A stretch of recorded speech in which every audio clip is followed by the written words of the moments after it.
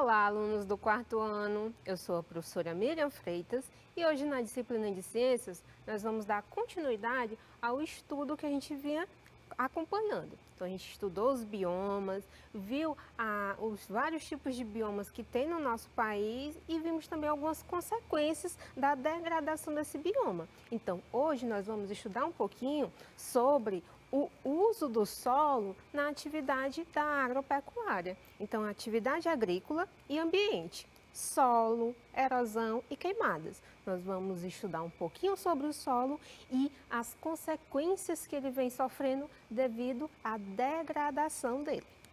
Data de hoje, 2 de dezembro, iniciando um novo mês, iniciando um novo assunto. Então, vamos lá.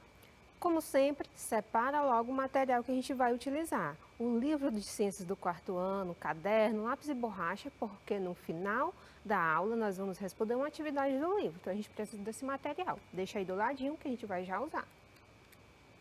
A habilidade que nós iremos trabalhar hoje é reconhecer a importância do solo para a agricultura e para a vida, além de identificar fatores naturais que causam a erosão do solo. Então, esse é o intuito da aula de hoje. Então, para a gente iniciar a nossa aula, eu queria fazer umas perguntinhas para vocês. Quais as utilidades do solo para o ser humano? A gente já viu algumas das utilidades, né? Vimos que o solo ele vai fornecer o alimento, é a base para a construção de toda a civilização, das casas, das ruas, das cidades. Então, a gente viu que ele tem várias importâncias e utilidades. O solo possui alguma importância para a sobrevivência dos seres vivos? O que você acha? Sem o solo dá para ter vida? A gente sabe que sem água não há vida. E sem o solo? Pensem aí um pouquinho. E quais as consequências do mau uso do solo? Você sabe me dizer? A gente já estudou algumas. Então, durante a aula, a gente vai responder esses questionamentos, ok? O uso do solo no ambiente agrícola. A sobrevivência de muitos seres, incluindo o ser humano, depende dos recursos do solo. Então, assim como a gente já estudou o ciclo da água, viu que a água é extremamente importante para que tenha vida no nosso planeta, o solo é da mesma forma. A gente necessita de ter um solo para que tenha vida, porque o solo ele vai fornecer vários recursos naturais, como os minerais, metálicos e não metálicos. É do solo que a gente retira o ferro, que faz nossas casas, móveis e vários utensílios. Então, se não tivesse ferro, não teria vários objetos que são extremamente importantes para a gente. E é do solo também que a gente vai tirar a nossa alimentação. O solo ele é usado para a agricultura, que é o cultivo de alimentos, de vegetais, que é utilizado na alimentação. Então vejo como o solo é importante, pois sem ele não haveria o cultivo de plantas. Então essa é uma das principais importâncias do solo. O arroz, o feijão, o milho, a soja, as frutas e verduras que comemos usam os minerais e a água do solo para crescer e se desenvolver. Isso que a gente está falando é o uso agrícola do solo. As pastagens, que servem para alimentar os bois e as vacas, também utilizam o solo para crescer e se desenvolver. Então, os animais, não só nós seres humanos, mas os outros animais também precisam do solo para obter a sua alimentação. A madeira da construção das casas, o algodão que faz as nossas roupas, tudo isso é adquirido do solo. É no solo que vai se crescer e se desenvolver a madeira das árvores e algumas matérias-primas que a gente usa para a fabricação de roupas, como o algodão. Produtos como o cimento e o ferro são feitos de minerais. E esses minerais são os que formam as rochas presentes no solo. Então, muitos minerais que a gente utiliza é advindo do solo. Também os minerais, como a gente falou lá no iníciozinho da aula, os preciosos, os metais preciosos, minerais preciosos, como as pedras preciosas, elas são originadas no solo, o ouro, a prata também. Para obter alimentos e outros recursos, os seres humanos acabam modificando o solo. Então, como a gente já vem estudando há várias aulas, o ser humano ele vai adaptar o ambiente para as suas necessidades. Então, se o ser humano precisa de algo, de algum recurso natural, ele vai explorar a natureza. E isso não é diferente com o solo. Se o ser humano precisa de algum objeto, alguma matéria advinda do solo, ele vai acabar explorando ele e assim modificando o solo e a sua configuração. Como a gente pode ver aqui, ó, nessa imagem, que eu tenho vários degraus nesse morro. Isso aí não é natural, isso aí foi o homem que fez. E por que ele fez? Para ficar mais fácil o plantio e a colheita desse vegetal que está sendo produzido aí. Então, o ser humano, ele modifica o ambiente. O solo ele deve ser preparado, por exemplo, antes de receber um campo de cultivo ou uma pastagem. E é comum que essa preparação envolva o desmatamento, como a retirada da vegetação existente. Então, a gente, quando estava estudando os biomas, floresta amazônica, mata atlântica, a gente viu que uma das principais malefícios que ocorria com ela, o quê? Era o desmatamento, era a retirada da cobertura vegetal. E isso ocorre porque para a preparação da terra para o cultivo de algum produto agrícola. E isso vai o quê? Causar uma degradação e uma modificação do solo. Depois do solo preparado, ocorre o plantio e certas medidas como irrigação e a adubação têm de ser tomadas para que as plantas consigam se desenvolver. Então, o ser humano, ele não só muda a configuração daquela região, retirando a mata nativa, ele também vai alterar com a irrigação, que é o que? O regar artificial, e também com a adubação, que é fornecer nutrientes para aquele solo que está pobre em nutrientes. Então, quando tem um desmatamento, é retirada toda aquela cobertura vegetal, o solo ele vai ficar desprotegido e, consequentemente, ele vai perder os nutrientes que nele estavam presentes. Então, se o ser humano for utilizar esse solo para o plantio, as plantas precisam dos sais minerais presentes no solo. Então, ele vai ter que fazer a correção, que é com a adubação. Erosão é o desgaste do solo pela ação de fatores do ambiente, como chuva, vento, e é comum na natureza. Então, a erosão é um processo natural. Como a gente pode ver aí na imagem, ó, a erosão é o quê?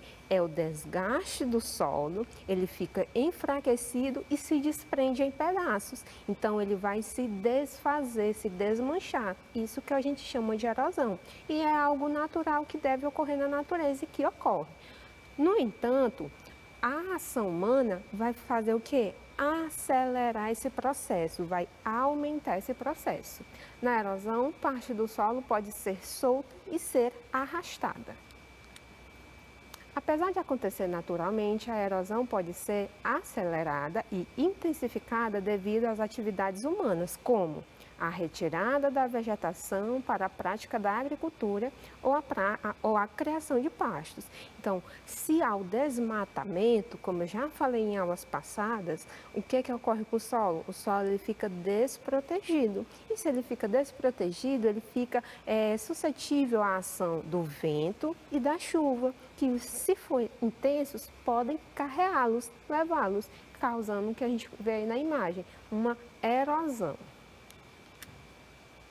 Com o desmatamento, a camada superficial do solo fica desprotegida.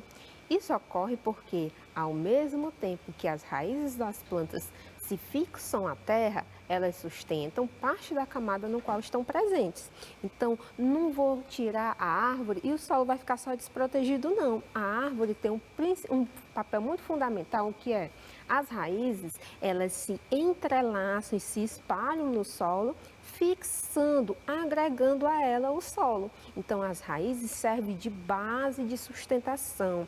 É as raízes das árvores grandes que irão manter o solo unido e fazer com que ele não seja levado durante uma chuva forte, durante uma ventania. Então, além da árvore proteger o solo, a superfície do solo, solo, as raízes unem, agregam, deixam o solo juntinho para que ele não seja carreado, não seja levado. Além disso, a cobertura de folhas caídas e a copa das árvores funcionam como uma capa que protege o solo contra a ação de ventos e chuva, diminuindo assim a erosão. Então, como a gente mostra aqui nessa imagem, eu tenho um terreno que é íngreme, é um morro, é uma colina. Ele está aqui, ó, todo cobertinho por uma vegetação. Essa vegetação vai fazer o quê? Funcionar como uma capa protetora. A copa das árvores vai impedir com que a chuva bata diretamente no solo. Então já diminui um pouquinho da força, amortece essa força do pingo da chuva.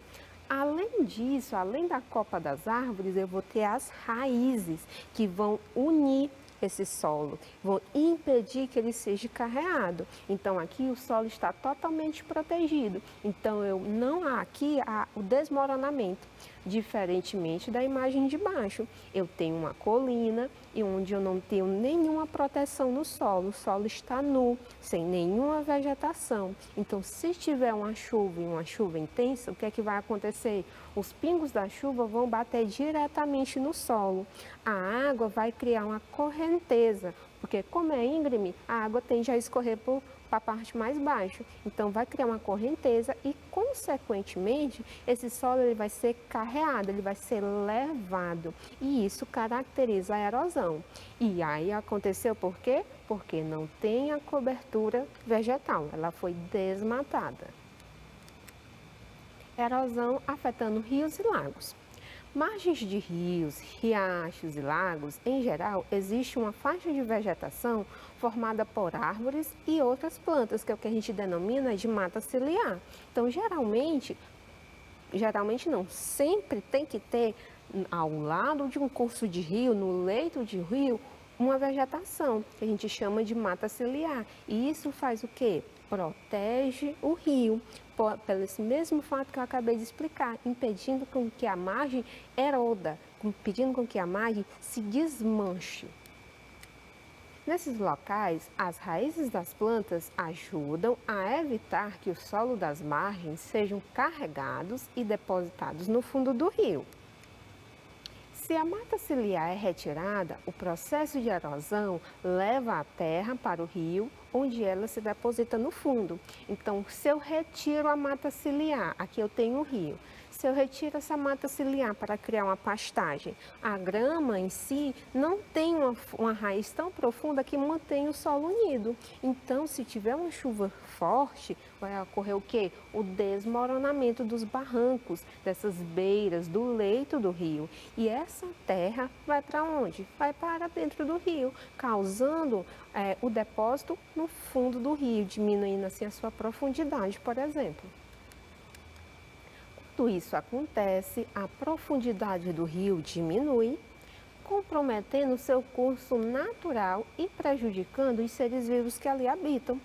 Esse processo é conhecido como assoreamento. Então, quando você escuta essa palavra assoreamento do rio, da lagoa, nada mais é do que a erosão da beira desse rio, do leito desse rio, e a terra que formava esse leito entra para dentro do rio, causando assim uma deformidade do rio. O rio pode mudar o seu curso, diminui a sua profundidade e altera o ecossistema aquático, porque os peixes, animais aquáticos que vivem naquele rio, não pode ter um rio com um ambiente muito barrento, porque eles respiram através da água.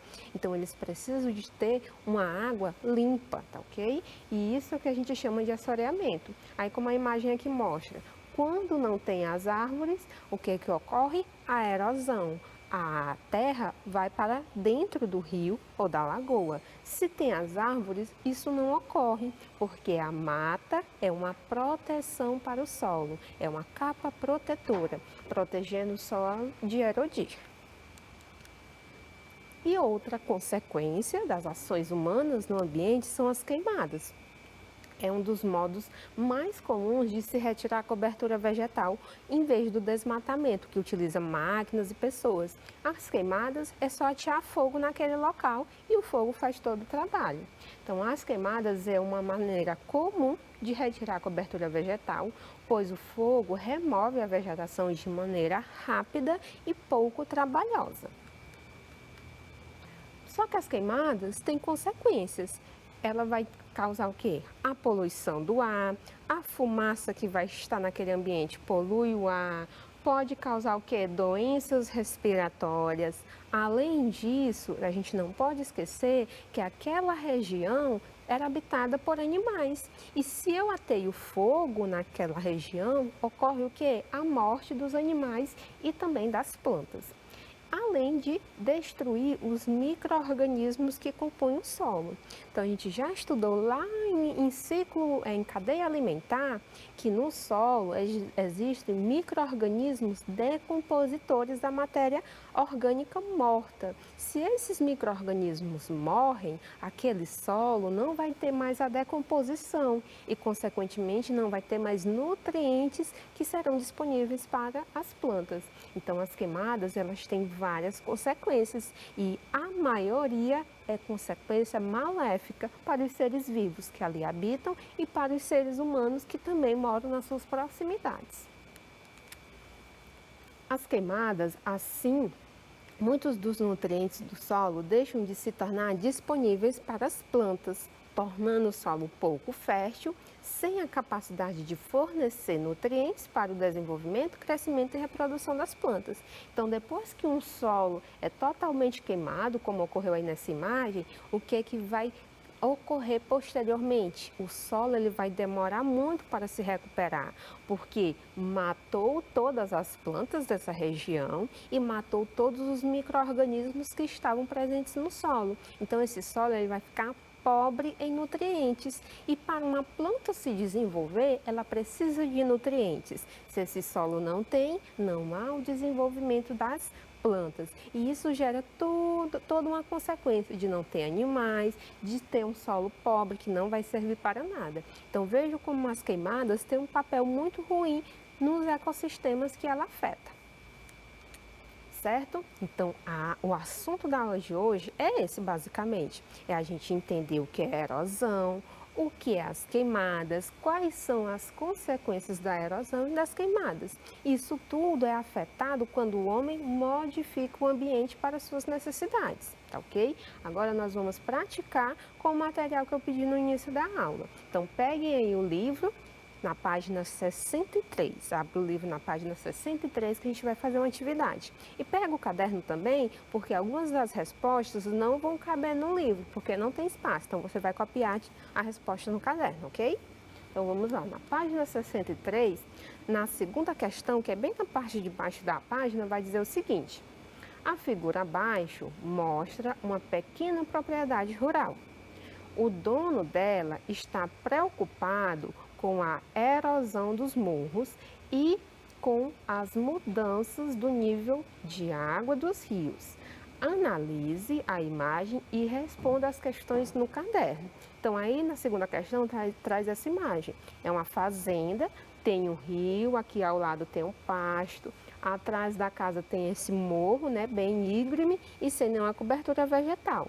E do outro lado do rio tem uma plantação. Então, vejam as características. Vamos ver a letra A dessa questão. A letra A pergunta o seguinte: esse local está sujeito à erosão?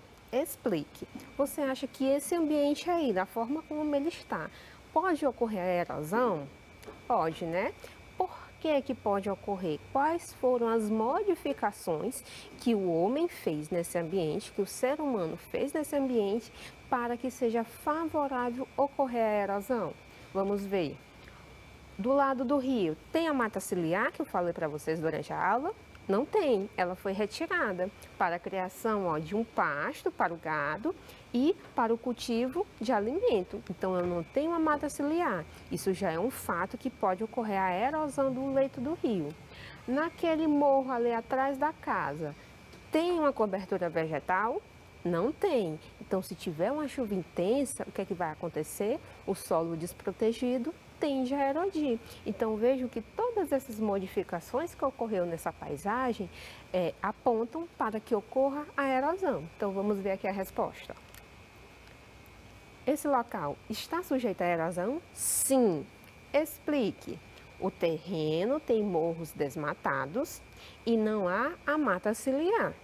Além da plantação e do pasto, isso tudo favorece a erosão. Então, todas essas características que eu citei são características que favorecem a erosão devido ao solo estar desprotegido. Então, vou dar um minutinho para vocês copiarem a resposta.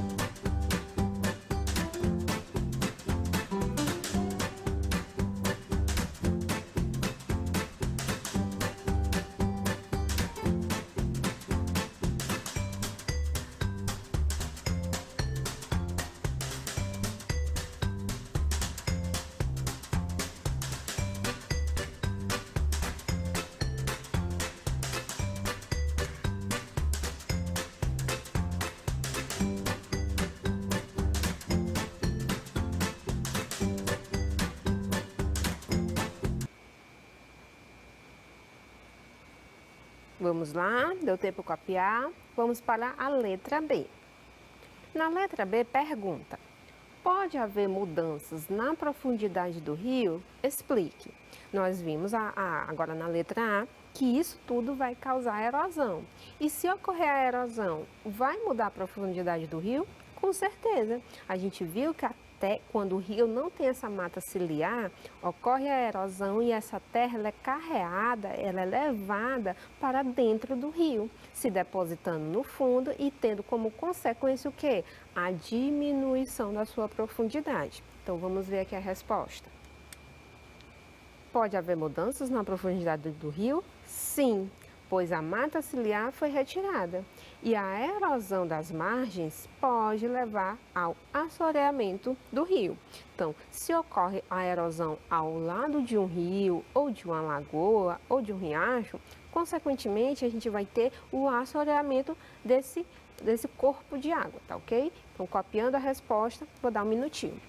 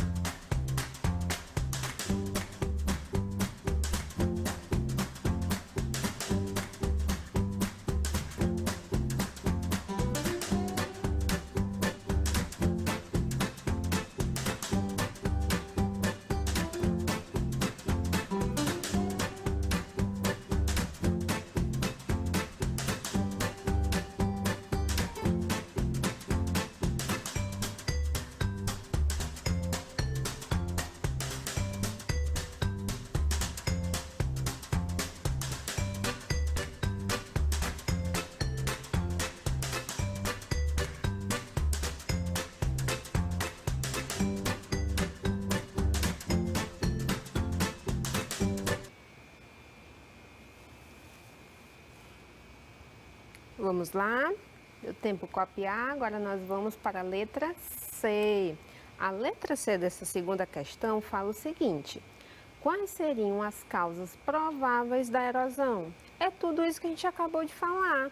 É o desmatamento, é a retirada da cobertura vegetal, é a retirada da mata ciliar. Isso tudo faz o quê? Deixa o solo desprotegido e, consequentemente, favorece a erosão. Então, vamos ver a resposta?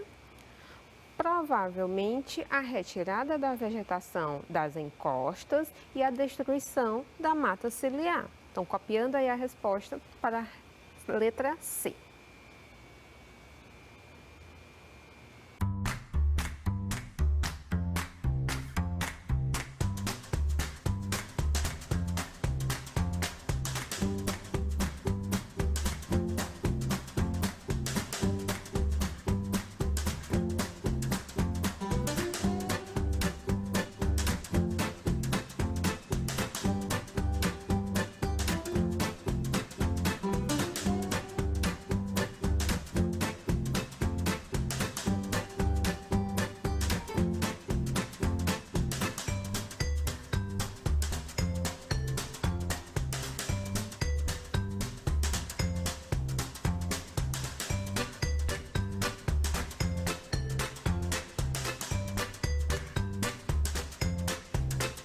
Copiado. Vamos para a próxima questão. A próxima questão agora é na página 69. Passe aí, a gente estava na 63, agora nós vamos para a página 69 do livro.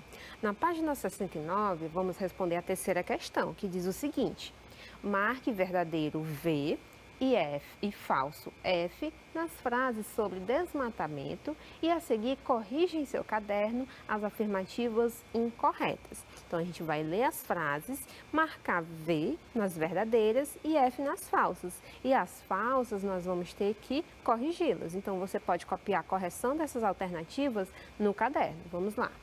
A primeira frase que tem é essa daí, ó. Somente na criação de animais é praticado o desmatamento para formar pastagens. É só na criação de animais, para eu criar pastos, que eu faça desmatamento? Não, né? A gente viu que também para a agricultura, para o cultivo de vegetais, também pode ocorrer o desmatamento. Então, essa daqui, ó, está falsa. Se está falsa, agora nós vamos corrigi-la. Ó, a correção aqui, ó. Correção. O desmatamento ocorre também para a prática da agricultura, copiando essa correção aí no caderno.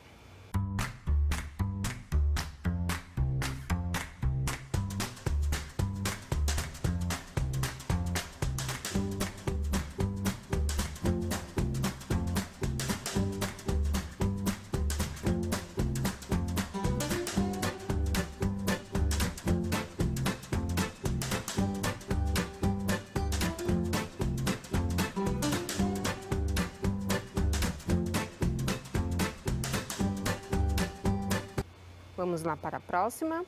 A próxima frase diz o seguinte: um dos modos mais comuns de desmatar é realizar queimadas? Correto. Então vamos colocar verdadeiro, não precisamos corrigi-la. A terceira frase diz o seguinte: o fogo é utilizado para remover a vegetação de maneira rápida e pouco trabalhosa? Também está correto. O fogo vai agir de forma rápida e sem nenhum trabalho para as pessoas. Quarta frase: as queimadas frequentes não são prejudiciais ao solo? Errado. A gente viu que as queimadas elas são muito prejudiciais. Vamos ver a correção. As queimadas frequentemente prejudicam bastante o solo, matando os animais e vegetais daquela região e também os micro-organismos. E a última frase: o fogo mata apenas animais, mas deixa vivo os micro-organismos decompositores que vivem no solo? Também está falsa, né, gente? O fogo, ele destrói tudo. Vamos ver a correção. Os micro-organismos também são mortos com as queimadas. Vou dar um minutinho para vocês copiarem as duas correções.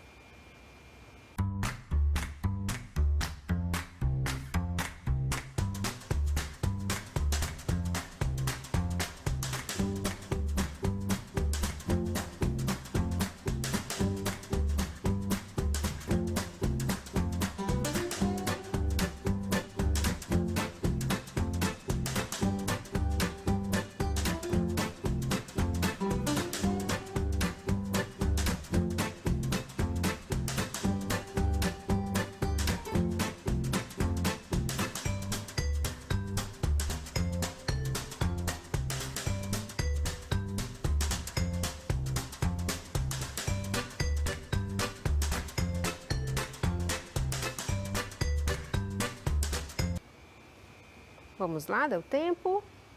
Então, ótimo. Então, a atividade de hoje era apenas essas duas questões. Vamos relembrar o que a gente aprendeu na aula de hoje. Nós aprendemos que o solo é extremamente importante para a sobrevivência dos seres vivos do nosso planeta. Mas vimos também que o ser humano pode interferir de forma maléfica no solo, causando assim a erosão, que tem várias consequências como o assoreamento dos rios, e também o ser humano pode causar as queimadas, que também tem várias consequências, como a poluição do ar, a morte de animais, de plantas e dos micro-organismos. Então, foi isso que nós estudamos na aula de hoje. Então, gente, a aula de hoje é isso. Espero que tenham gostado e aprendido um pouquinho sobre o solo. Até a próxima. Tchau!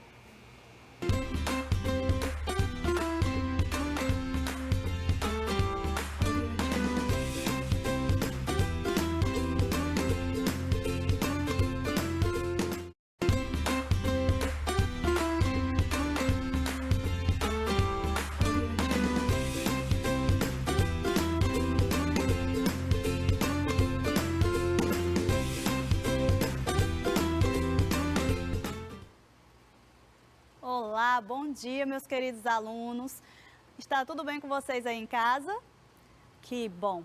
Olha só, hoje é quarta-feira e quarta-feira é dia de aula de matemática. Isso mesmo. Hoje vamos dar continuidade a um conteúdo que trabalhamos aí meio que no ano todo, né? E vocês vão já conhecer ele, tá certo? Vamos aqui entrar na nossa aula, mas antes de tudo eu quero aquela atenção nesse momento, nessa aula, ninguém tirando o foco, tá certo? Então vamos lá, com toda a atenção, entrar na nossa aula. E como eu falei para vocês, pessoal, o tema vocês já conhecem. Vamos trabalhar aqui com a adição e subtração. Vamos trabalhar com os problemas, aquelas nossas historinhas matemáticas que eu conto sempre para vocês. É isso mesmo. A adição e a subtração, quando traz aí os problemas para a gente, nada mais é do que estar contando uma história. Não é isso? E a gente vai ler a história, vamos analisar o problema e vamos descobrir aí uma solução. E a matemática sempre traz para a gente aí soluções lógicas, não é isso? E vamos conhecer aqui a nossa habilidade. Nossa habilidade de hoje, pessoal, é calcular o resultado de uma adição ou subtração de números naturais, resolver problemas envolvendo a análise do algoritmo da subtração, da adição e subtração de dois números naturais. E esse aqui é o nosso detalhamento. Como eu já falei para vocês, essa temática que vocês já conhecem muito bem. Mas antes de entrar realmente na nossa aula, eu quero saber se vocês aí de casa estão realmente prestando atenção. Como eu não estou aí com vocês, não é isso? Eu estou confiando que vocês estejam realmente de frente aí às telinhas. Olha só, analisem aqui essa imagem e eu quero que vocês procurem aqui uma figurinha de uma TV, enquanto eu dou a chamada aqui para as nossas regrinhas da aula. Então, procurem aí a TV.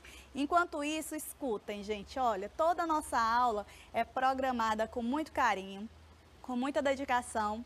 E eu espero que vocês também assistam ela com muito carinho e com muita dedicação, né? Então, precisamos o quê? Estar sempre atentos, estar com o material em dias, na mão aí o caderno, o lápis, acompanhar, fazer as anotações, estar sempre concentrado. E falando em concentração, quem aí conseguiu se concentrar e achar a figurinha que eu pedi para vocês? Quem aí conseguiu encontrar? No meio de tantas figurinhas, encontrou a TV. Bom, quem encontrou a TV aqui, né, está de parabéns, está bem atento, está focado, não é isso, pessoal? E olha só, vocês realmente estão atentos aí na TV? Vamos entrar na nossa aula e eu quero foco, eu quero atenção, eu quero que vocês estejam ligadinhos. Vamos lá. Como eu já falei para vocês, vamos trabalhar aqui com os nossos problemas. E toda vez que trabalhamos com os problemas, precisamos sempre estar atentos a muitos detalhes. Primeiro, circule sempre os números de um problema. Assim você leva a sua atenção para aquele número e vai saber como é que você deve trabalhar com eles. Segundo, sublinhe a pergunta. Todo probleminha matemático, toda historinha matemática vai trazer ali uma pergunta e vamos tentar respondê-la. E 3, pintar as palavras matemáticas. Eu sempre bato nessa tecla, pessoal, que temos sim que aprender a falar matematicamente.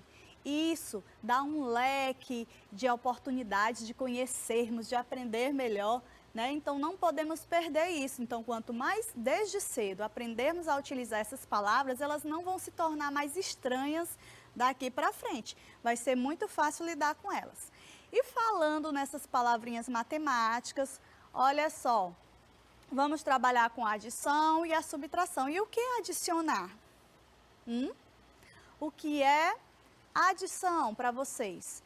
Vou trazer aqui algumas palavrinhas que podemos encontrar em problemas, tá bom? Adicionar é o quê? É juntar, adicionar é receber, adicionar é incluir, adicionar é acrescentar, adicionar é somar, adicionar é ganhar. E adicionar é acumular. Lógico que não são só essas palavras, tem outras que conhecemos também. Cada probleminha é diferente do outro, não é isso? E já na subtração, né, vamos encontrar outras palavrinhas. E o que é subtrair? Vocês já aprenderam? Vamos lá. Há algumas palavrinhas matemáticas usadas para representar a subtração.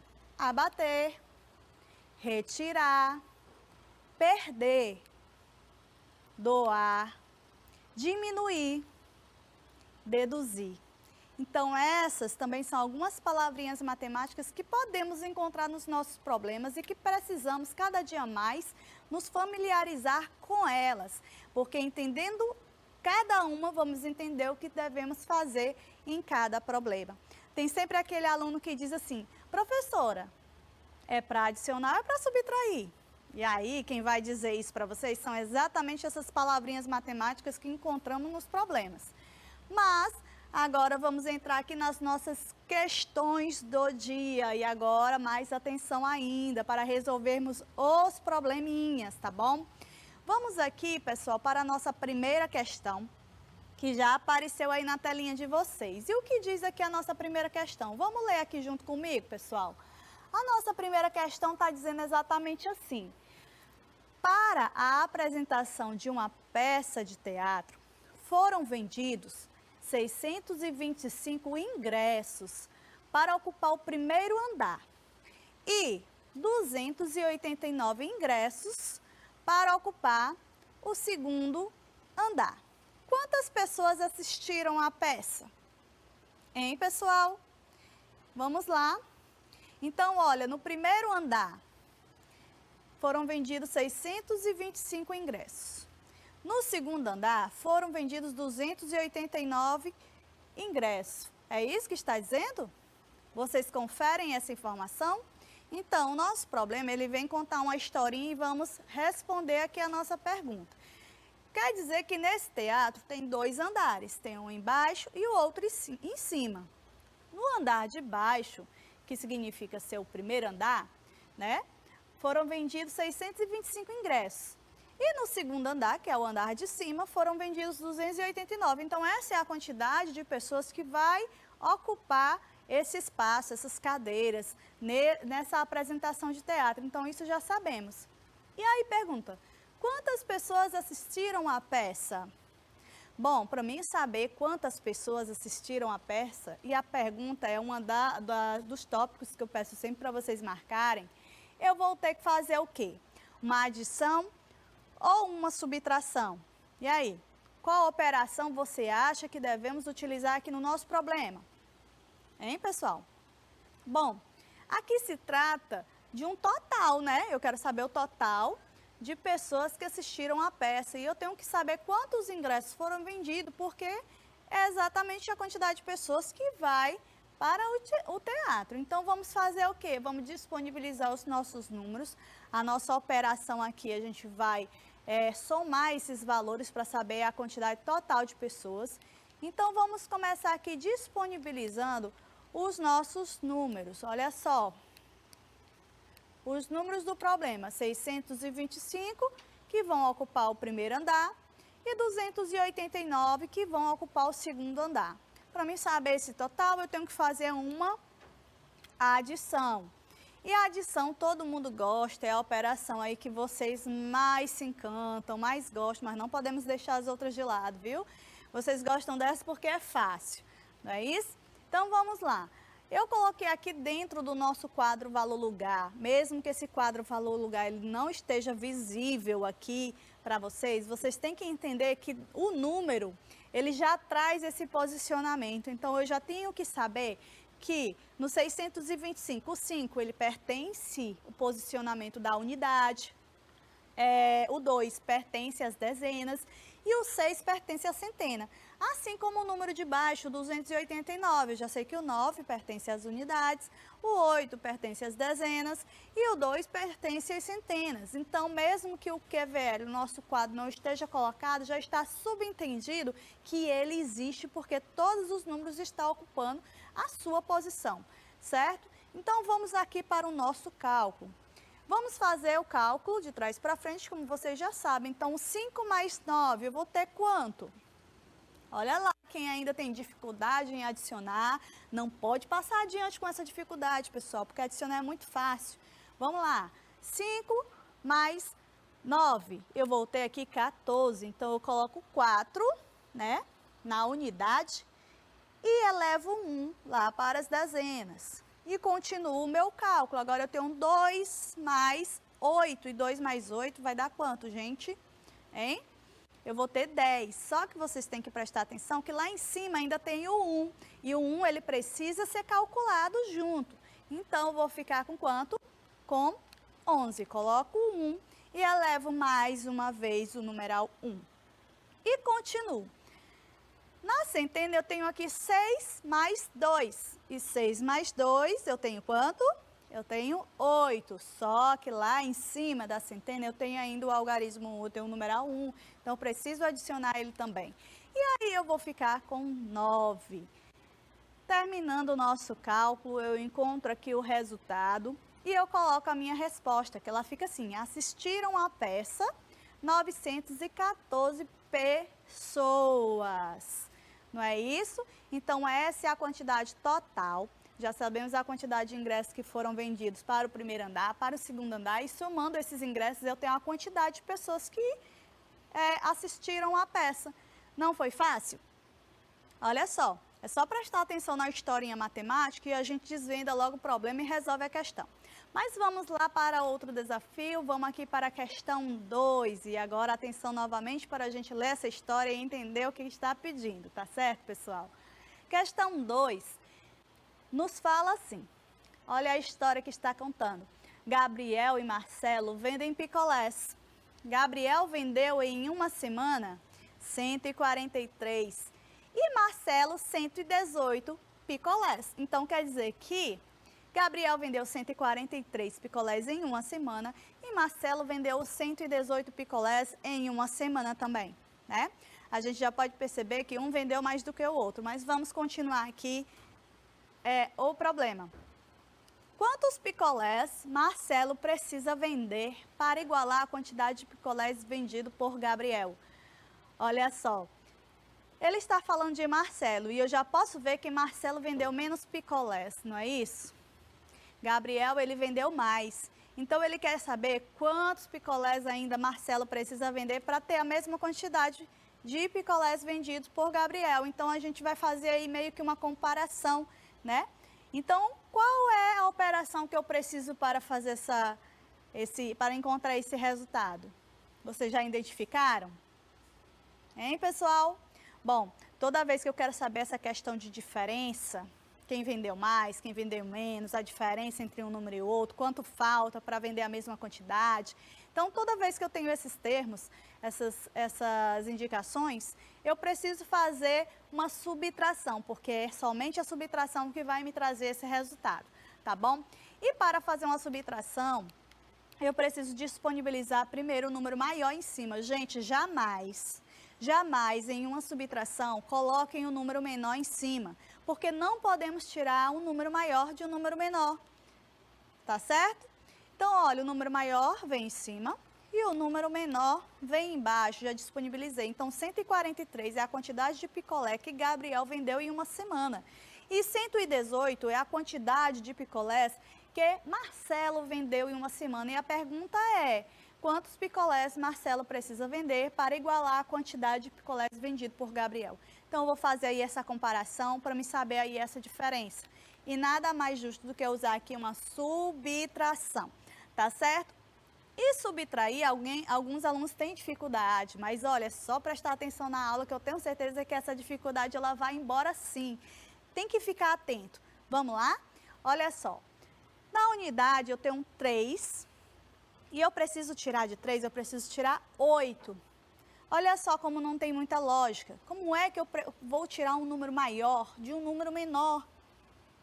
Não tem condições, gente. Então, eu tenho que pensar logicamente, eu tenho que pensar matematicamente. O que eu posso fazer?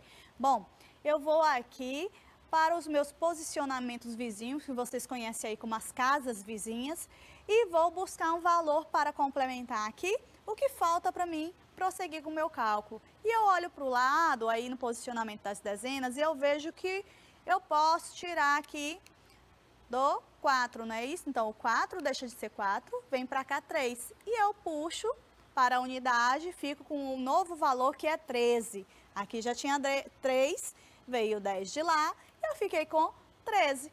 Não é isso? Por que veio 10? Porque eu tirei lá da dezena, gente. Na dezena fica aí o acúmulo de 10 em 10. Então, só precisei de 10 para trazer para cá. Na dezena eu só posso tirar 10. Eu não posso tirar 15, eu não posso tirar 20. Eu tenho que tirar de 10 em 10. Então, eu trouxe 10. Fiz um novo valor, que é 13. E agora sim eu posso prosseguir com o meu cálculo. 13, eu tiro 8. Eu vou ficar com quanto? Com 5, não é isso? Agora vamos prosseguir. Lá na dezena, agora eu tenho um novo número, que é 3. Eu tenho 3, eu tiro 1, bem simples, eu fico com 2. E aqui, que já apareceu o resultado para vocês, 1 menos 1 é igual a 0. Muito simples aí essa subtração. Eu descobri aqui, junto com vocês, a quantidade de picolés que Marcelo ainda precisa vender para igualar a quantidade de Gabriel. E como fica aí a nossa resposta? Fica assim, pessoal. Marcelo precisa vender 25 picolés para igualar a Gabriel. E aí, vocês conseguiram compreender? Vamos aqui para a nossa terceira questão, tá bom? Não se assustem, coloquei aqui 2 QVLs, porque a matemática ele nos dá a possibilidade de fazer cálculos de diversas formas, né? Então, a gente vai procurando aí a maneira mais prática, mas cada um tem a liberdade também de fazer como achar melhor, desde que o resultado seja o mesmo, né, pessoal? Terceira questão nos diz assim: no final do ano, uma loja vendeu em novembro R$ 28.350. Em novembro, tá bom, pessoal? E em dezembro, calcula-se que as vendas cheguem a ser 12 mil a mais que novembro. Olha só, ele está fazendo aí um cálculo, uma coisa que ainda não aconteceu. Então, eles estão fazendo uma suposição aí de que no mês seguinte, eles vão vender 12 mil reais a mais. A mais de quê? A mais do que o primeiro valor que foi vendido, que foi R$ 28.350. E aí a pergunta diz assim: caso a loja atinja essa expectativa de venda, quanto vai ser o faturamento nos 2 meses? O faturamento é quanto vendeu lá nesses 2 meses, viu, pessoal? Então funciona assim: se em novembro vendeu 28.350, em dezembro vendeu 12 mil reais a mais. É um cálculo que estamos fazendo, né? Se chegar aí a essa expectativa. E, por último, vamos calcular aí esse faturamento dos 2 meses relacionado aí a novembro e dezembro. Mas, para isso, precisamos encontrar o valor que foi vendido em dezembro. E, para isso, precisamos fazer um cálculo. Vamos disponibilizar aqui os nossos valores. E eu vou começar colocando aqui o 28.350. Observem que nas aulas passadas trabalhamos aí com os números decimais, que são aqueles números que vêm após a vírgula. Mas como após a vírgula eu só tenho zeros, eu não incluí aqui. Mas já fica entendido que os números decimais, eles existem, tá bom? Olha só, vamos trabalhar dessa forma que não vai alterar aí o nosso resultado. Só acrescentamos os zeros depois, tá bom? Então, 28.350, eu vou acrescentar mais o valor de 12 mil. Por que, professor? Eu vou acrescentar esses 12 mil? Ora, pessoal, porque eu estou calculando aqui quanto a possibilidade de venda para dezembro. E dezembro vendeu o quê? Vendeu a quantidade de novembro mais 12 mil reais a mais. Então, eu faço aqui esse cálculo, eu vou fazer uma soma e vou descobrir o valor exato que eles calculam que possa vender aí em dezembro, né? É um cálculo, é uma expectativa de venda. Então, 0 mais 0 lá nas unidades, foco aqui nas unidades, 0. 5 mais 0, eu tenho 5. 3 mais 0, eu tenho 3. 8 mais 2, eu tenho 10, coloco 0, elevo 1. E lá no último posicionamento, 2 mais 1, eu tenho 3. E 1 lá de cima, eu fico com 4. Então, a expectativa de venda para o mês de dezembro já encontramos, será de 40.350, calculando aí os 12 mil reais a mais. E aí, o que eu faço com esse valor? Eu trago aqui para o meu novo QVL, posiciono o meu novo número, aqui eu já tenho o valor de dezembro, e eu acrescento o valor de novembro. O valor de novembro é o que está lá em primeiro, né, no probleminha, que é o 28.350. E agora eu prossigo com o meu cálculo. Vocês entenderam que esse primeiro valor corresponde ao valor de dezembro, porque a expectativa é que venda 12 mil reais a mais do que novembro. Então, eu cheguei a esse valor. E aqui embaixo, 28.350, é o valor que foi vendido em novembro mesmo, tá bom? Se ele tivesse em cima ou embaixo, não iria alterar o resultado, viu? Na adição, a gente pode colocar assim. Então, 0 mais 0 é 0. Aí, a adição, né? 0. 5 mais 5, eu tenho 10, né? Isso, eu levo 1. 3 mais 3, eu tenho 6. Mais 1, eu fico com 7. E aqui, eu fico com 8. E na minha última posição, eu fico com quanto? Com 6.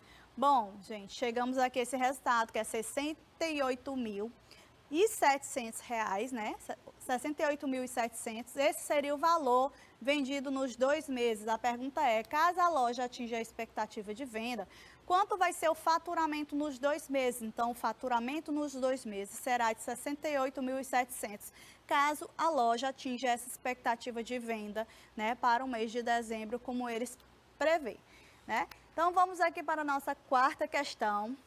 E a quarta questão nos diz assim: Raul leu 280 páginas de um livro que tem 670 páginas.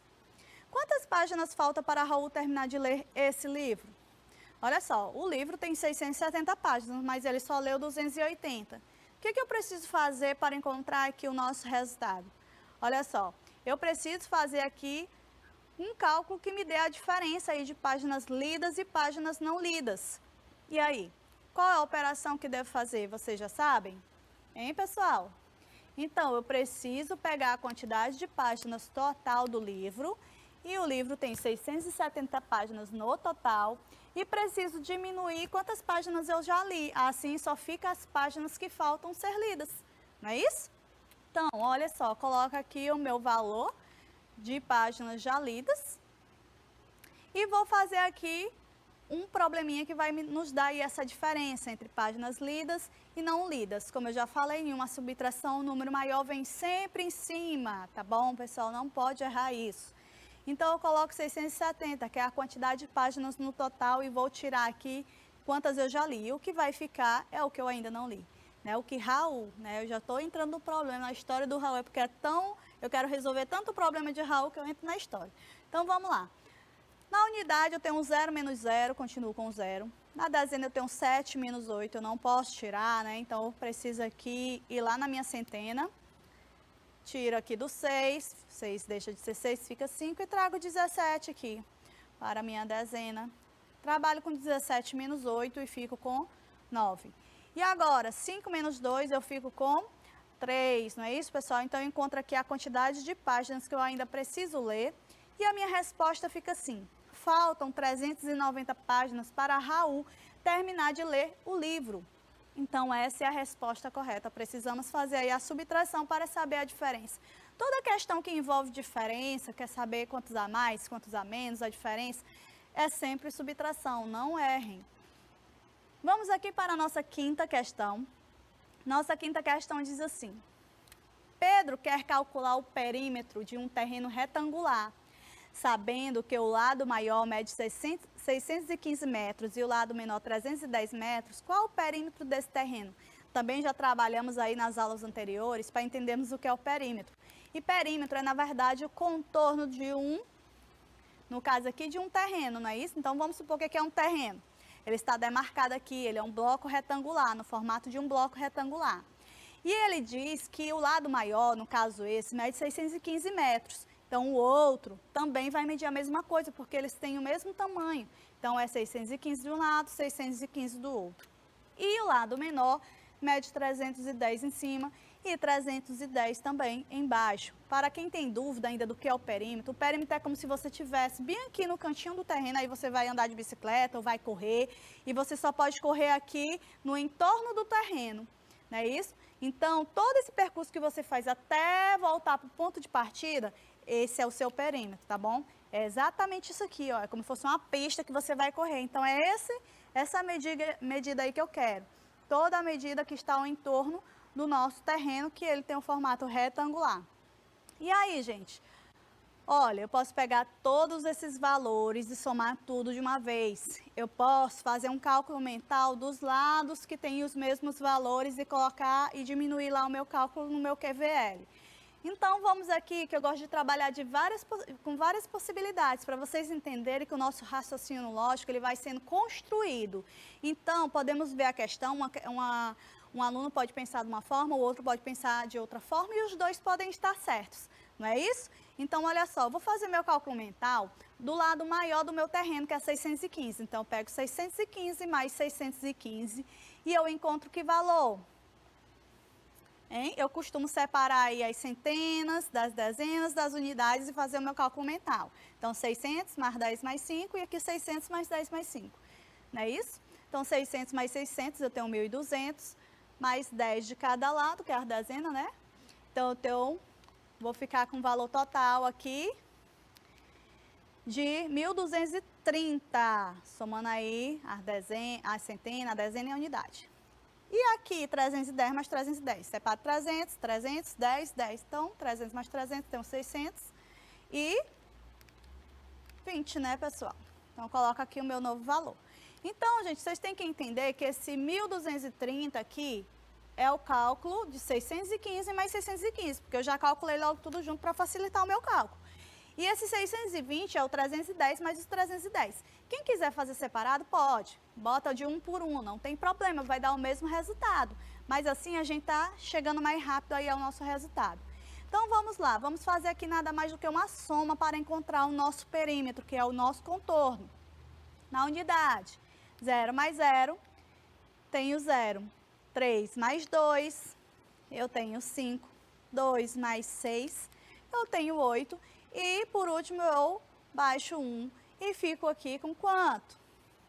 1.850. 1.850 o quê? 1.850 metros, porque a pergunta é em metros, a resposta é em metros. Então, quer dizer que minha corrida aqui, vamos supor que eu vou fazer uma corrida ao entorno desse terreno. Se eu fizer essa corrida, eu vou percorrer 1.850 metros, porque esse é o perímetro exato aí do meu terreno, tá bom? E vamos aqui, gente, para a nossa sexta questão. E a nossa sexta questão diz assim: Carolina nasceu no ano de 1986 e sua irmã em 2003. Qual a diferença de idade entre Carolina e sua irmã? Olha só, gente, essa palavra, a diferença. Nossa, eu não tenho nem dúvida do que eu vou fazer. Toda vez que eu falo de diferença, me remete aí a uma subtração. Tudo que se trata de diferença é subtração. Tá bom? Então, vamos trabalhar aqui a minha subtração. E para me subtrair, eu preciso que o número maior esteja em cima, pessoal. Não posso deixar esse número maior embaixo. E o número menor, eu boto embaixo. E prossigo aqui com a minha subtração. Olha só. Na unidade 3 menos 6 eu não posso, então eu já sei que do meu lado só tem zeros. Então, não vou poder tirar nada de onde tem zero. Eu vou lá para a unidade de milhar, que tem o 2. Retiro de lá, né? Deixo lá o novo valor 1. E vou trazendo de 10 aqui, ó. 10 corta 9. 10 corta 9. E trago para cá 13. 13 menos 6 eu fico com quanto? 7. Agora o meu novo valor lá em cima eu trabalho com 9, né? 9 menos 8 eu fico com 1. 9 menos 9 eu fico com 0. E 1 menos 1 eu fico com 0. Então, a minha resposta fica assim: a diferença entre a idade de Carolina e sua irmã é de 17 anos. Foi simples, não foi? Bom, gente, trabalhamos aqui com problemas utilizando aí a adição e a subtração. Mas essa aula fica por aqui. Eu quero deixar essa mensagem para vocês.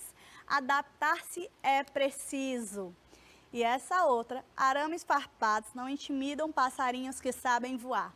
Observe que o passarinho aí está se adaptando aí à sua nova realidade, que é o que aconteceu exatamente com a gente, né? Mas a gente não pode se sentir intimidados e deixar aí de conquistar o nosso tão sonhado voo. Precisamos continuar. Nossa aula fica por aqui.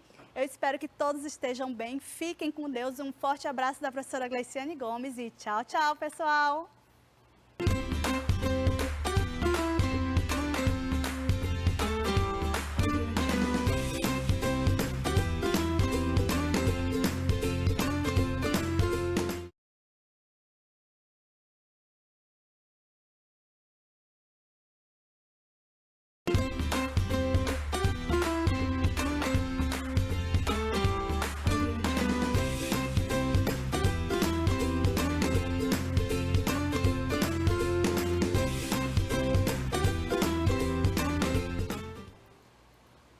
dia, meus queridos alunos, tudo bem com vocês?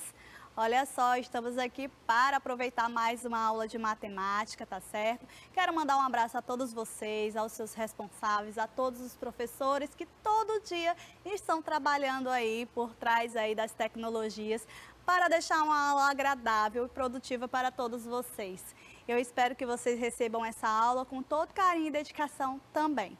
E olha só, hoje é quarta-feira e quarta-feira é dia de nossos momentos matemáticos. E aí, vocês estão preparados para aprender um pouquinho mais? Estão atentos ou vão perder a aula?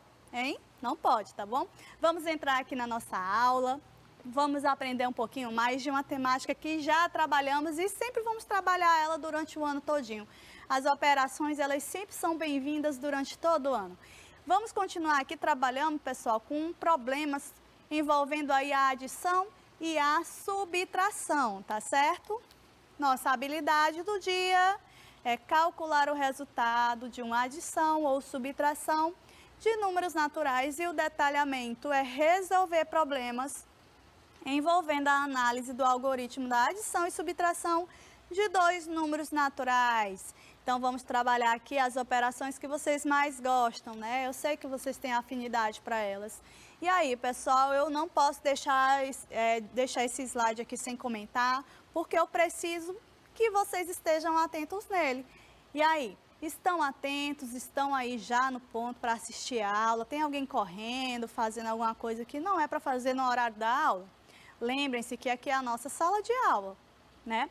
Eu não estou vendo vocês, mas eu estou confiando que todos estão aí de frente à telinha, pronto para aprender. Então, façam aí todas as anotações que preferirem, tirem fotos, prints e concentração, ok? Então, vamos lá. Olha só, vamos relembrar aqui, pessoal, os termos da adição e os termos da subtração, né? Toda vez que vamos trabalhar uma adição, temos lá um número embaixo do outro, não é isso? E temos também o resultado. Olha só, como é que chamamos esses termos? A primeira parte da adição se chama parcela, a segunda também se chama parcela e a última é a nossa soma ou total. E na nossa subtração, eu já chamo a minha primeira parte de minuendo, a minha segunda parte de subtraindo e a minha última parte eu chamo ele de resto ou diferença. Lógico, estamos trabalhando aqui com a adição, então vamos ter lá a nossa soma e estamos trabalhando aqui com a subtração, que vamos ter a nossa diferença. Por isso que eu falo sempre, quando aparecer a palavra diferença em um problema, não tenham dúvida, porque diferença sempre nos remete aí à subtração. Então, vamos lá. Hoje vamos trabalhar, pessoal, com os problemas e eu sempre relembro para vocês a importância de prestar atenção nos detalhes. As nossas histórias matemáticas trazem informações que são essenciais para resolvermos aqui os nossos problemas. Então, sempre circular os números, sempre sublinhar a pergunta e sempre pintar as palavrinhas matemáticas, marcar, deixar elas visíveis. Elas precisam aparecer fortemente, porque são elas que vão dizer o que devemos fazer aí em cada operação, ou em cada problema, né? E qual operação utilizar. Então, vamos lá. Temos aqui o nosso primeiro probleminha e vamos ler com atenção. Eu quero saber se vocês estão atentos, viu? Porque eu não posso prosseguir se tiver gente que ainda não está prestando atenção aí, que não está de olho vidrado na telinha, tá bom? Olha só. Então, vamos ler aqui a nossa primeira questão. Acompanhe comigo de casa. Se possível, leia em voz alta, tá bom? Então, vamos lá. Um abrigo recebeu na campanha de Natal uma doação de 787 quilogramas de arroz da empresa Garcia, 453 quilogramas de feijão da empresa Fernandes e 321 quilogramas de massa de milho da empresa Lopes. Quantos quilogramas de alimento foi arrecadado na campanha de Natal das empresas doadoras? Então, aqui está contando uma história muito linda, né, nesse problema. Então, está falando aqui que um abrigo fez uma campanha de Natal e nessa campanha 3 empresas resolveram doar e cada um doou uma determinada quantidade, né? No final, o abrigo quis saber quanto é que recebeu aí de alimento. Então, eles precisavam calcular a quantidade de quilogramas que foi recebido pelas 3 empresas, Garcia, Fernandes e Lopes. Viu como eu contei uma história para vocês? E aí, vocês já conseguiram identificar qual é a operação que precisam fazer para encontrar aí a quantidade total de quilogramas que foi arrecadado nessa linda campanha de Natal? Então vamos lá. Olha só, é bem lógico que quando estamos unindo os valores, estamos adicionando. E já tem até aqui, já deixei até no ponto para vocês. Professora, mas por que você colocou 2 quadros? Bom, é uma opção. Como eu disse para vocês, a matemática ela nos possibilita trabalhar de formas diferentes. Mas você pode ter um outro pensamento. Vai que você quer calcular tudo de uma vez? Ótimo, não está errado. Mas eu prefiro trabalhar pausadamente para que todos possam entender. Mas aqueles que quiserem pegar o primeiro valor, o segundo valor, o terceiro valor, colocar num cálculo só, unir, fazer a soma, tranquilo. Vamos aqui. Nosso primeiro quadro, nosso primeiro QVL, vamos colocar aqui o nosso primeiro valor, que é o valor de 787 quilogramas de arroz da empresa Garcia. Isso foi o que ele doou em quilogramas. E vão unir aqui com 453 quilogramas de feijão da empresa Fernandes. Olha só, gente, uma dica. Essa dica eu sempre gosto de dar para os meus alunos e para todos que estão assistindo. Olha só, sempre quando for disponibilizar um número dentro do QVL, o que vocês precisam fazer? Vocês precisam disponibilizar eles de trás para frente, tá bom? Porque assim todo o número fica no seu posicionamento. É uma coisa que os alunos muito erram, porque querem colocar o número aleatoriamente e ele acaba ficando na posição errada. E isso faz com que o cálculo também dê errado. Então, bem atenção. Vamos calcular primeiro o valor das duas empresas, a que doou o arroz e a que doou o feijão. Assim, vamos encontrar um resultado. Esse resultado podemos adicionar também o valor aí da massa de milho da outra empresa. Então, vamos calcular. 7 mais 3 eu tenho quanto? Eu tenho 10, coloco o 0 e elevo o 1. Não é isso, pessoal? E aí, continuamos aqui com o nosso cálculo. Somar sempre é maravilhoso para vocês, então eu sei que vocês não vão errar. 8 mais 5 eu tenho quanto, pessoal? Eu tenho 13. E mais 1 eu fico com 14. Coloco 4 e elevo 1. E agora eu tenho 7 mais 4. E 7 mais 4 eu tenho quanto, pessoal? Eu tenho 11. E mais 1 eu fico com 12. Olha só. E aí, cheguei ao resultado? Ainda não. Eu dividi em 2 etapas. Mas aqueles que preferiram fazer em uma etapa só, com certeza já acharam o resultado. Então, vamos lá. Eu encontrei aqui o valor de 1.240 quilogramas, unindo aí os 2 produtos que foram arrecadados. Agora, eu vou trazer o meu valor para o meu segundo quadro, meu segundo QVL aqui. Vou disponibilizar. Vocês perceberam que o valor lá de baixo, ele só veio aqui para cima. Então, não fiz nada mais, nada menos do que só trazer o valor e continuar o meu cálculo. O que está faltando agora aqui? Bom, professora, a senhora já colocou 787, que é do arroz. A senhora já colocou 453, que é do feijão. Então, está faltando aí incluir a massa de milho. Ela ainda não entrou no cálculo. Então, ela precisa ser inserida no cálculo. Então, eu trago para cá o 321, lembrando que eu estou preenchendo de trás para frente, gente. São regrinhas que salvam nossos cálculos, tá bom? Então, vamos lá, dando continuidade. Eu vou somar 1.240 mais 321 e assim eu chego ao meu resultado. 0 mais 1, eu tenho 1. 4 mais 2, eu tenho 6. 2 mais 3, eu tenho 5.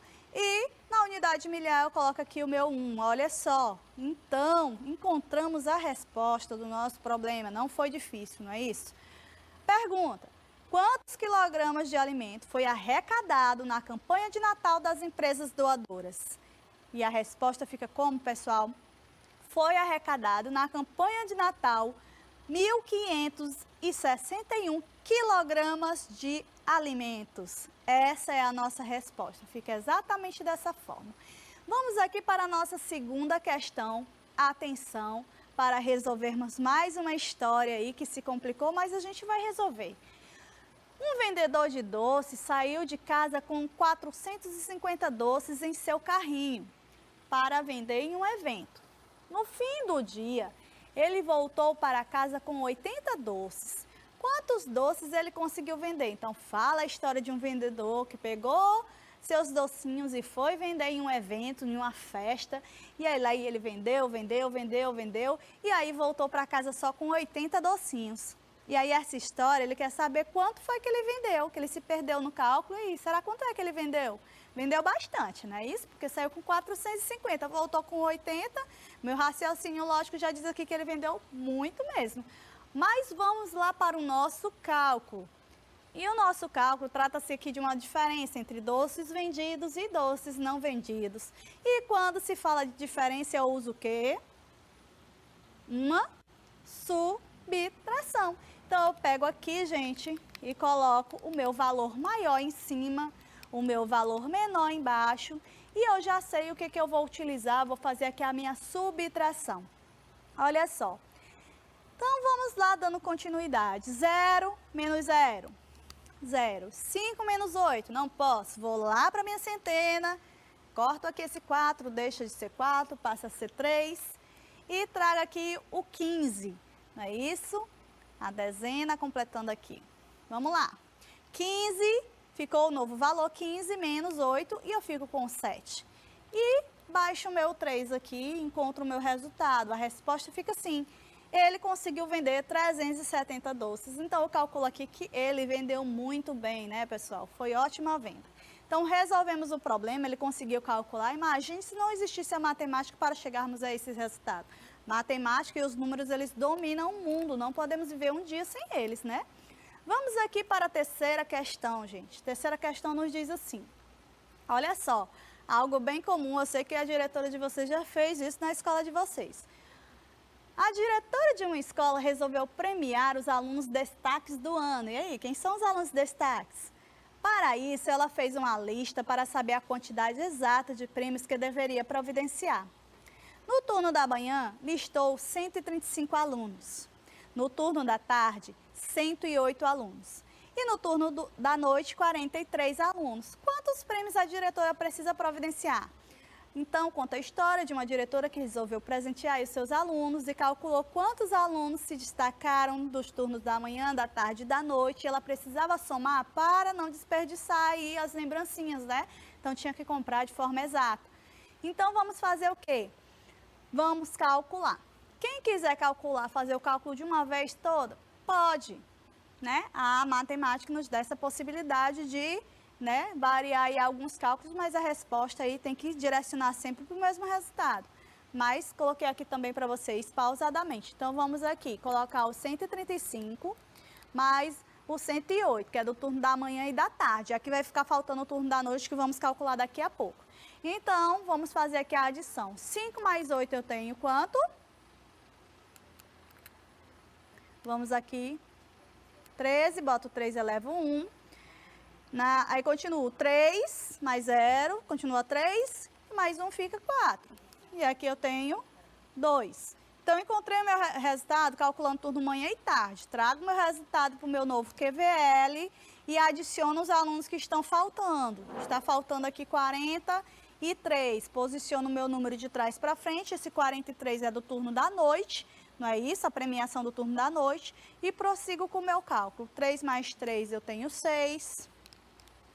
4 mais 4 eu tenho 8, e aqui eu coloco o meu 2 e encontro a minha resposta. Então, a diretora já sabe exatamente o que tem que comprar, assim, ela não vai comprar mais, não vai desperdiçar, não vai gastar mais dinheiro, vai comprar exatamente o que ela precisa, não é isso? Então, essa é a resposta. A diretora precisa providenciar 286 prêmios. E vamos aqui para a nossa... Olha, gente, eu coloquei errado a sequência. Era para ser a quarta questão, mas tudo bem, vamos dando continuidade. Vamos aqui, uma loja comprou 14.625 peças de roupas. Um lote de roupas vieram com defeito. Sabendo que um lote de roupa vem 375 peças, quantas delas estavam perfeitas? Olha só, eu tenho o que foi comprado no total.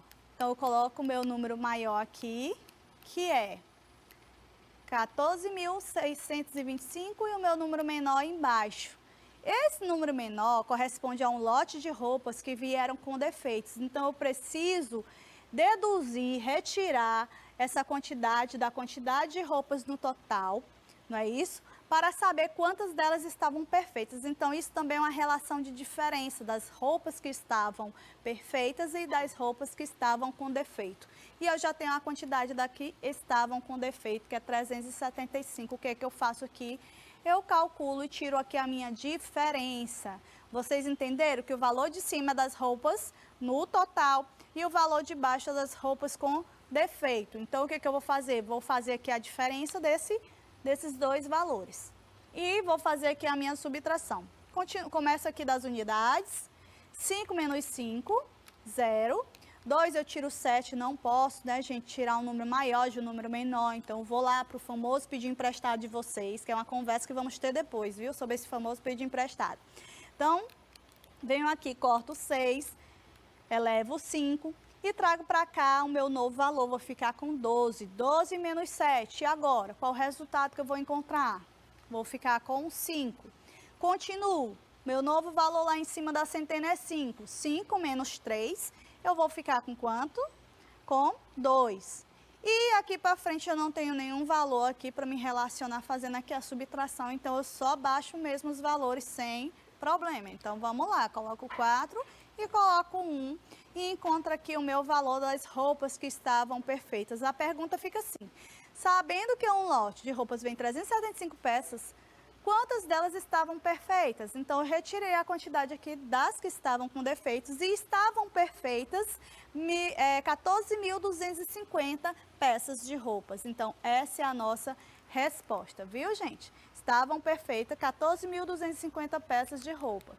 Vamos aqui para a nossa sexta questão, resolver aqui mais um problema. E se tem problema, gente, sem problema, vamos resolver. Vamos conhecer a história da vez. Júlio vendeu na quinta-feira 900 itens em sua loja. Na sexta-feira, ele vendeu o dobro. E no sábado, vendeu 2.163 itens. Quantos itens ele vendeu ao todo nos 3 dias? Ó, observem que são 3 dias. Foi a quinta, a sexta e o sábado. Na quinta, vendeu 900. Na sexta, vendeu o dobro. E o que é o dobro? Hein, pessoal? O dobro é 2 vezes. Não é isso? Vocês concordam? O triplo é 3 vezes e por aí vai. Então, mas aqui ele está pedindo o dobro. Ele está dizendo que na sexta-feira foi vendido o dobro. Então, vamos fazer aqui 2 cálculos para a gente encontrar o resultado e responder aí a nossa pergunta. E aí, como é que ficaria aqui a nossa resposta, pessoal? Como é que vocês acham que eu devo fazer esse cálculo? Como é que vocês fariam? Vamos pensar matematicamente, vamos pensar logicamente. Olha só, eu começo calculando aqui o valor desse dobro também, né, gente? Para me descobrir esse valor que não está visível para a gente, que a gente precisa inserir ele aqui nos nossos resultados. Olha, eu vou posicionar aqui o 900 e vou posicionar aqui mais o 900. Por que, professora, se só tem um 900? Observe, a quinta-feira vendeu 900 itens. O que eu vou calcular agora é o que vendeu na sexta. E na sexta vendeu o dobro. O dobro, né, do que foi na quinta-feira. Então, eu calculo 900 mais 900. Não é isso? Eu posso fazer uma multiplicação? Posso. Posso botar 2 vezes 900. Porque sabemos que a multiplicação, ela simplifica a adição. Mas também posso fazer essa soma, porque também ela é bem simples. Então, 900 mais 900 é o dobro. É o que vendeu na sexta-feira. Então, eu preciso saber desse valor para continuar o meu cálculo. Então, 900. Eu pego aqui 0 mais 0, eu tenho 0. 0 mais 0, eu tenho 0. E 9 mais 9, eu tenho 18. Gente, esse valor que eu encontrei aqui é o valor que foi vendido na sexta-feira. Na sexta-feira foi vendido o dobro, né, do que foi vendido no dia anterior, do que foi vendido na quinta. Então, aqui eu já encontrei meus 3 valores. Eu encontrei o 900, que é o valor da quinta-feira. Eu já tenho 900, né, na verdade. Eu encontrei o valor da sexta, que é 1.800 itens que foram vendidos. E o valor do sábado, que é 2.163. Pronto, agora eu tenho meus 3 valores, porque eu calculei bem aqui o meu dobro. 2 vezes 900, ou 900 mais 900. Já tenho o meu dobro, resolvi uma parte do problema, vamos prosseguir. Agora eu preciso pegar os 3 valores que eu tenho e fazer um cálculo simples de adição. Vamos dar continuidade. Vocês podem pegar esses 3 valores e somar tudo de uma vez, ou pode fazer parte por parte. Eu vou fazer aqui parte por parte, viu, gente? Então, vamos lá. Eu vou pegar aqui o meu valor que eu encontrei ali. Olha aqui os valores que eu tenho. 900, 2.163 e eu tenho o valor de 1.800. Então, são os 3 valores que eu vou trabalhar com ele. Trago para cá meu 1.800, que é o valor de que dia? Aqui, é o da sexta-feira. Eu vou acrescentar bem aqui, primeiramente, o valor da quinta-feira. Então, eu tenho 2 valores que eu estou encaixando aqui no meu cálculo, não é isso? Mas vai ficar faltando aqui o que foi vendido no sábado, ele não vai ser esquecido. Vamos calcular eles daqui a pouco, mas vamos por etapas. Olha só, calculando aqui o que encontramos da sexta e o que encontramos da quinta. Assim, vamos ter o valor que foi vendido de itens em 2 dias, né? Então, vamos lá, fazer aqui a nossa adição. 0 mais 0 é 0, 0 mais 0 é 0. 8 mais 9, tenho 17, boto 7, elevo 1. E 1 mais 1 lá de cima, eu fico com 2. Bom, encontrei o resultado. Respondi o problema? Ainda não. Observe que para a gente chegar à resposta desse problema, precisamos aí percorrer um caminho, né, para nos levar à resposta. Então, até aqui, eu só consegui encontrar o que era o dobro, consegui encontrar o valor de 2 dias. Poderíamos ter somado tudo de uma vez? Poderíamos, é uma opção. Mas vamos trazer para cá e dar continuidade. Trazemos lá o valor que encontramos por último, que é 2.700. E acrescentamos mais o valor do sábado, que é o que está faltando no nosso cálculo, 2.163. Fazemos aqui a nossa adição, pessoal. E vamos lá. 0 mais 3, eu tenho 3. 0 mais 6, eu tenho 6. 1 mais 7, ou 7 mais 1, pessoal, eu tenho 8. E 2 mais 2, eu tenho 4. Bom, passamos aí por 3 processos. Descobrir o que é o dobro, somar os 2 primeiros valores e acrescentar o terceiro valor. Poderia ter feito só 2 cálculos? Poderia, né? Então, vamos lá. Encontrei o valor de 4.863. Então, quantos itens ele vendeu ao todo nos 3 dias? Então, nos 3 dias, ele vendeu ao todo, nos 3 dias, 4.863 em sua loja. Observe que é importante também a gente sempre estar pronunciando esses números da forma como ele deve ser lido, porque isso faz a gente se familiarizar mais com a matemática, tá bom? Então, a resposta, muitos alunos esquecem de escrever e é essencial que ela esteja no problema. Vamos lá para a nossa 7ª e última questão. Na verdade, é a 6ª questão que eu esqueci de colocar, a questão de número 4, mas dá para entender, né, pessoal? Então, vamos lá. Lê o problema comigo, analisar aqui o que está pedindo. Vamos conhecer aqui essa história, a história da Carla. Vamos ver o que Carla conta. Carla resolveu aproveitar a promoção de fim de ano para comprar a geladeira e a televisão à vista. Sabendo que a geladeira custou 1.450 e a televisão custou 998, quanto Carla gastou na compra dos 2 itens? Olha, Carla é esperta, ela quer aproveitar a promoção para comprar 2 itens, né? Então, o que vamos fazer, na verdade? Vamos fazer uma união aqui desses valores, não é isso? Então, eu pego, observem, gente, que sempre quando se trata de dinheiro, eu tenho aqui a vírgula, eu tenho 0. Poderia ter os centavos ali? Poderia, nesse caso aqui não tem. Se tivesse os centavos, teríamos sim que incluir aqui na parte dos decimais, entendeu? Mas como não tem, então não vai influenciar, a gente acrescenta eles no final, tá bom? Porque o dinheiro é representado dessa forma. Então, temos aqui depois da vírgula os decimais. Observem aqui, então eu vou colocar para vocês o valor aqui de quanto custou a geladeira, custou 1.450. E o valor aqui de quanto custou a televisão, e a televisão custou 998. Observem a vírgula. Aquela vírgula, depois como são os números decimais, eles não estão aqui. Então, o 8, antes da vírgula, representa a unidade. Então, o 8 vem para cá, o 9 vem para a dezena e o outro 9 vem para a centena. Essa posição é essencial para encontrarmos o resultado correto. Se vocês colocarem errado, sinto muito, o cálculo vai dar muito errado. Então, precisamos entender vírgula embaixo de vírgula. Bem aqui no 450, a vírgula não seria depois do zero? Então, aqui a vírgula seria depois do 8, então a posição seria essa. É como se você estivesse visualizando que aqui, na parte aqui da unidade, teria a vírgula depois. Então, essa vírgula ia ter que ficar uma embaixo da outra. Lembra aí das aulas sobre os números decimais, tá bom? Então, vamos lá.